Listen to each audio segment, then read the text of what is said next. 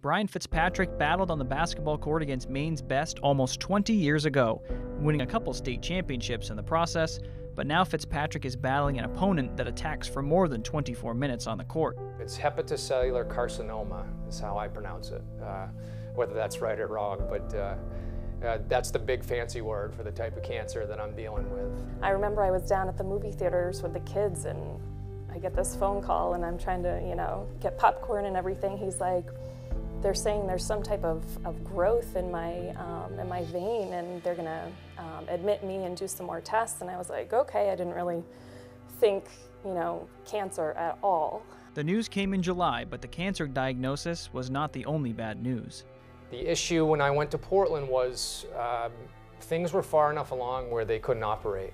They were involved in the blood vessels and the veins, and the surgeon down there was, she said, geez, she goes, we need to shrink this if I'm going to operate. We're young. You just don't think that this is going to be in your life plan at 35 with, a young family. So just pure and utter shock that this was all going on. Brian was then sent to Massachusetts General Hospital. That's when treatment started. And the treatments that I went through involved a radiation treatment, which was an internal radiation treatment. They go through with a catheter through my wrist. It's really amazing, actually, and go up your arm and down through your chest and into your liver, and they essentially fill your liver up with mini radiation beads. 2 treatments in Boston and 6 treatments of immunotherapy in Scarborough, along with multiple CT scans later, Brian finally got good news. We got the results back pretty much immediately from the CT scan, and the doctor said, we can operate. Things have shrunk that much, and we can get you in quickly.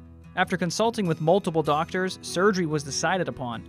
Brian's right lobe and part of his left lobe of his liver was removed, and the surgery was successful. I did get a call last Friday from my surgeon with some good news that all my pathology results from everything they took out of me came back, and the treatment had actually killed everything that they were able to get out of me. So that's a plus. They'll be monitoring me closely. Liver cancer is tough in that sense. It's a tricky organ to deal with. And I had a lot of involvement in the veins and the blood vessels. So they'll watch me closely. Just 13 days after surgery on Saturday, November 25th, Brian returned to the gym at Camden Hills Regional High School, a place that became home to him during his time as a Windjammer, for alumni basketball in his honor. It was awesome. It was overwhelming somewhat. You have a lot of people coming up and saying hi to you and saying they're praying for you, and you have a lot of these people that you've already seen, and then you have random people you don't even know who are there just because they heard about the event or have a friend that's going to the event or know someone that knows me or us. It was really neat, and that gym is just a special place for me too. It was a place where I had a lot of great memories, and so that added to it. Overwhelmingly awesome event that supported us, and we, for both events, we'll be thankful.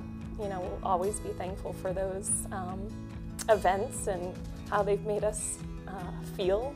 The recovery continues for Brian along with his family, who take it day by day, and the support he and his family have received has been special. I think Brian and I have had this discussion before that, you go about your regular day and all these people, and we don't walk around and say, I'm thinking about you, I care about you, I love you, and that is probably the good that's come out of this, is that we have been, overwhelmed by how much people have reached out to us. A thank you to everyone who supported us between the Grace and Grit run in October and then this recent basketball event. Really overwhelming amount of support, and Caitlin and I and our kids are very thankful for that.